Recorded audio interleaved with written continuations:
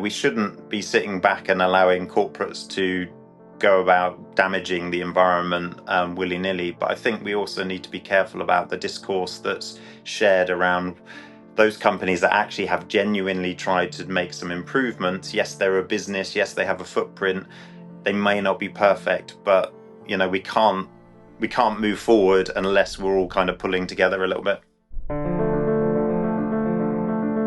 So hi everyone, welcome to this episode of the Blue Pioneers podcast. I'm Kat Bruce, the skipper of the Sea Change crew. And my guest today is Cain Blythe, who is the founder of two really leading UK-based nature technology companies, Ecosulis and Credit Nature. Cain has also literally written the book on rewilding. So we'll be able to dig into a little bit about what we mean by rewilding and how he's going to achieve his very ambitious aim of rewilding half the planet.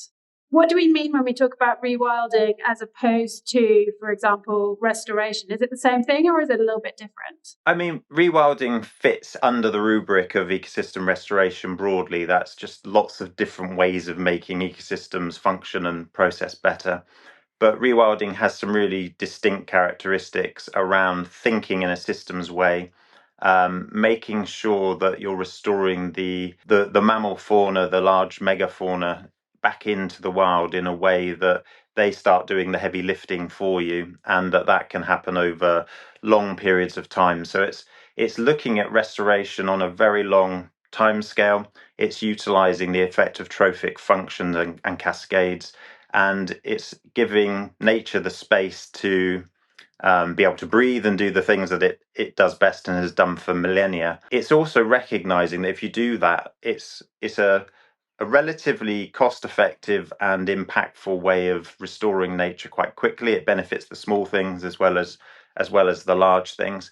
But I think fundamentally, and this is often a misunderstood component of rewilding, people as the Earth's most prominent ecosystem engineer have a really key role to play here. We can either be ecosystem engineers for good or for bad. Obviously, at the moment, there's a lot of degradation as a result of our activities, but we're very capable of turning the tide on how to restore ecosystems at scale. So within the context of a rewilding mindset, we don't necessarily have a prescribed outcome in mind. It is a case of the trajectory has been down for many tens of thousands of years, and now we want to turn the tide towards a trajectory of upward recovery. Sometimes this is a perception of rewilding as being just completely leave something to itself and see what happens. Yeah, I mean, there's an argument for just taking your foot off the pedal, taking a step back and not tinkering. I think in some circumstances that does have merit. Where there are scenarios where we see, really heavy degradation, some of the areas of desert that we have around the world are correlated with human activity. And so there is a strong argument that kickstarting those processes, seeing these sort of creating scallops in the deserts in Kenya and places like that to really start to green up pools that can then be colonized by nature. I think there's been too much of a downward trajectory for us to just take a step back and wait. I don't think we have the time to do that. And do you really believe it's possible to rewild half the planet by 2050? And if so, how are we going to do that? I get asked this question quite often. It's obviously a huge moonshot for us. And when you start initiating some of these processes, as I was just talking about, it's quite amazing at how quick nature can rebound. So when I personally think about rewilding half the planet by 2050, I'm suggesting that we're helping half the planet move from a state of degradation towards a state of recovery, and that's done through measurable gains using a range of different metrics and methodologies for evidencing that change. So it's not saying half the world is rewilded by 2050. It's saying it's moving from the current state towards a better state of recovery. And that's actually really well aligned then with the global goals and the global biodiversity framework, which is looking to sort of halt and reverse the loss of nature within that time frame. So most of the work you do is land-based. Is that right? Yeah, Yeah, most of it is land and freshwater. Yeah, we do some sort of coastal work, but nothing at this stage in the marine environment. There must be connections between what you do on the land and what we all collectively do on the land, for good or for ill, that ends up impacting the oceans and the coastal environments as well. Can you maybe just talk a little bit about the connectivity between these different systems and the ways in which we are influencing more than just the little bit of land that we're working on? Yeah, no, absolutely. I mean, I think you've touched on a really important kind of emerging understanding around how these different systems work, and I think what we're seeing, and this we were kind of aware of it, but it became a bit of a revelation. We were part of a blue carbon accelerator through the Bright Tide Accelerator with Harry Wright and the team. We were starting to do studies around the effect on the land and how that affected rivers and how that then affected the marine environment. And it stands to reason, if we're pouring lots of chemicals onto the land, if we're over ploughing and removing all the vegetation that can buffer the movement of soil and things like that, and we're channelizing our rivers and we're polluting our rivers, eventually that's going to get into the sea. So what we understood then, and this became quite a key focus of ours now, is that it's all well and good saying we want to restore coastal ecosystems, but if we haven't dealt with the upstream challenges, then the stark statistics that we hear about of seagrass losses will continue. I think success on seagrass is very, very low, relatively speaking. We're used to high 90%, if not more, success rates on land, and we see sort of single figure success rates on in the ocean for seagrass. So that we have to turn that around, and I think that's where this joined up thinking and systems based approach will become really essential in the future. Yeah, that's such a good point. You're sort of running against the tide, aren't you, if you haven't fixed the upstream issues first? So I want to move on a little bit and talk about maybe more of the credit nature side of things, because I think this link between sort of nature and the economy and finance is so interesting. If we start, I guess there's two sides to this. So there's the sort of there's the need for more finance into nature, but then there's also the sort of the other way, like what's the connection between nature and finance and the economy? So if we maybe start with the need for finance, like why do we need innovative systems and things like biodiversity credits to well, why do we need them? Yeah, well, I think the starting point is that nature offers not only the opportunity to restore nature in and of itself, but by doing so, that starts to provide the services that we need as humans. Healthy and productive food systems, clean water, clean air, all the things we all know about. And so the funding that's coming into the sector, whether it's for climate or nature, I think the way we use that money needs to be done in a very holistic way, but also a transparent way, and also a way that avoids the risk of greenwash, and a way that benefits community. So there's so many kind of aspects of putting money into a project that need to be accounted for.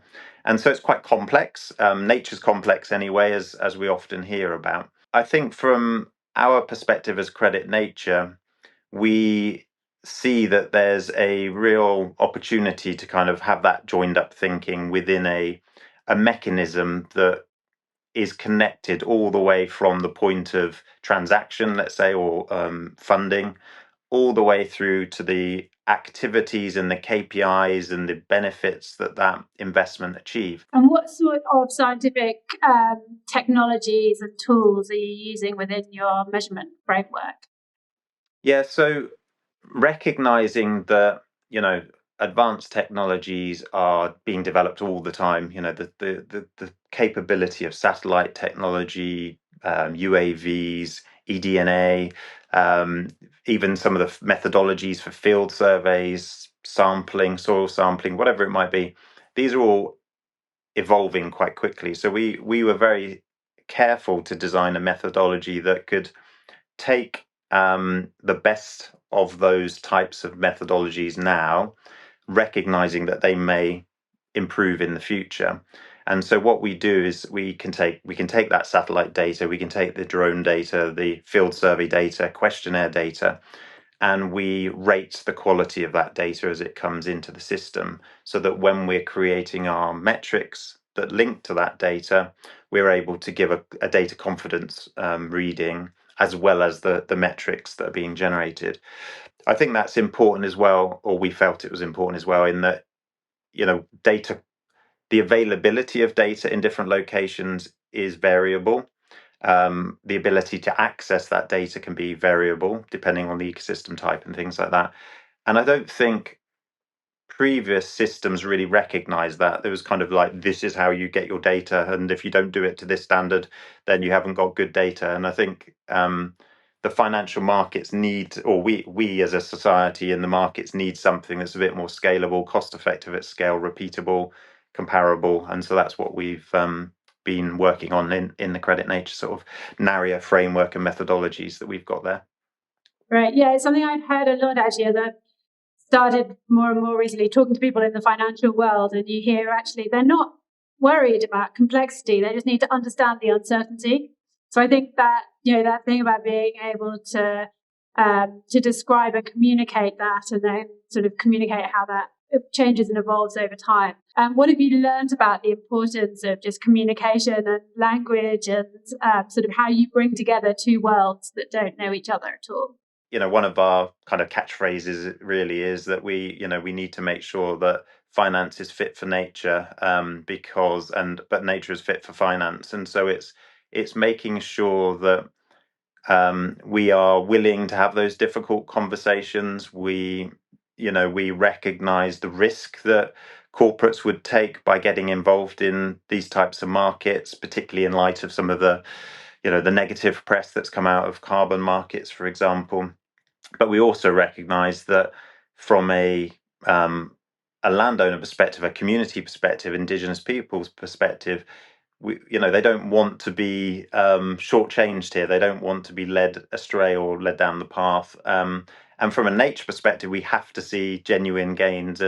But we need to be mindful that we make the type of claim that is appropriate to the outcomes that are being looked at. So the lesson, I suppose, in this context is not to shy away from those difficult conversations, and you do have to be quite resilient and tenacious to engage in these sorts of conversations, and actually recognize that we haven't got all the answers. We've tried really hard to do it well, but we've benefited so much from a community of supporters. We've got an advisory panel. We're working on with the Scottish Government, Nature Scot and SEPA, for example.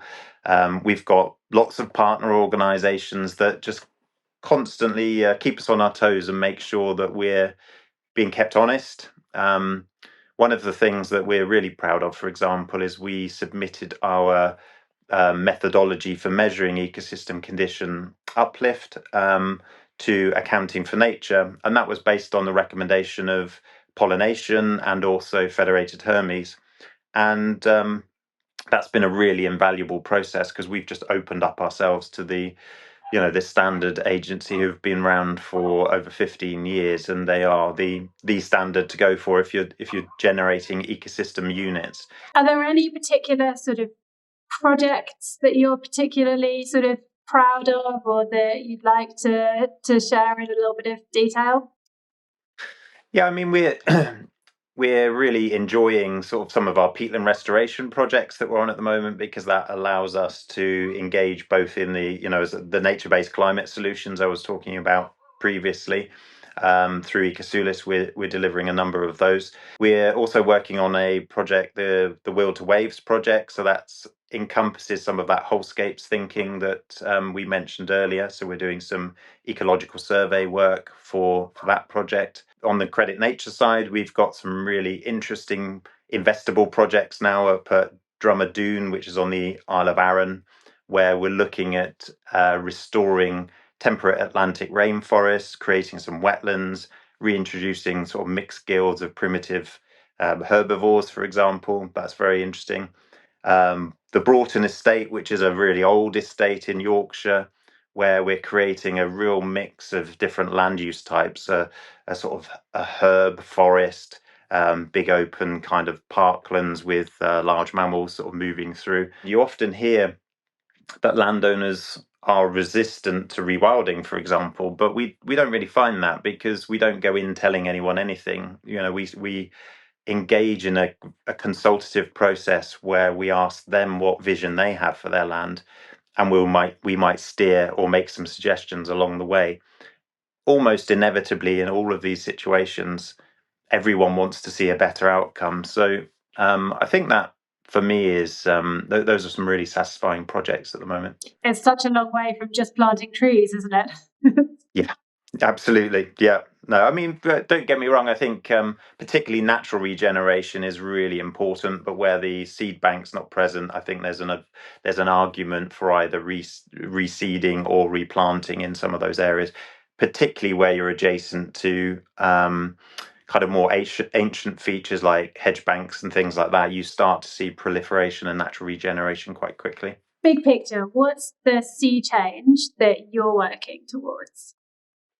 Yeah, I think from our perspective, it's trying to take this holistic approach to ecosystem restoration, rewilding, making sure that people are at the heart of all of these restoration programs and projects, giving the private sector, the finance institutions, the confidence to invest. There's plenty of money out there so that we can all kind of get back to the job of making the world a bit better. So I think that's what we're trying to do. And is there anything that the sort of general public, whoever's listening to this podcast, can do in their daily lives to help sort of move towards some of these paradigm shifts that we need to see?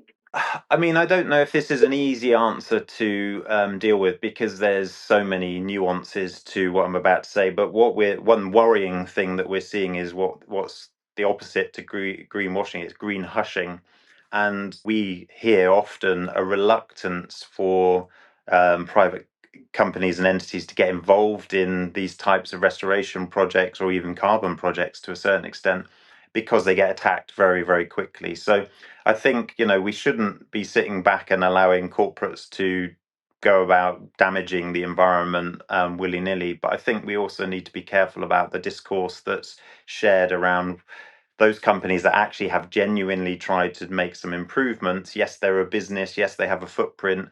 They may not be perfect, but we can't move forward unless we're all kind of pulling together a little bit. That's a great one. And finally, what do you see in the work that you're doing that gives you hope that we can meet some of these really ambitious goals? Once we do allow nature to do its thing, it's pretty miraculous what you see and how quickly nature can find its way back. You hear about all of these stories. You put out your oyster reefs, and suddenly they become colonized, and they're a real hotbed for biodiversity. It's the same if you create a wetland feature. It's the same if you kind of reintroduce large mammal fauna in different locations. So I think let's just get off our hands a little bit and watch nature rebound as we give it the space to do that.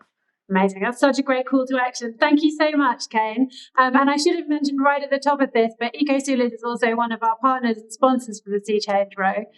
So thank you so much for your support, for being part of this. And we're very proud to carry your logo around the country with us. Yeah, really looking forward to seeing the progress and delighted to support. Brilliant. Thank you. Thanks, Kat.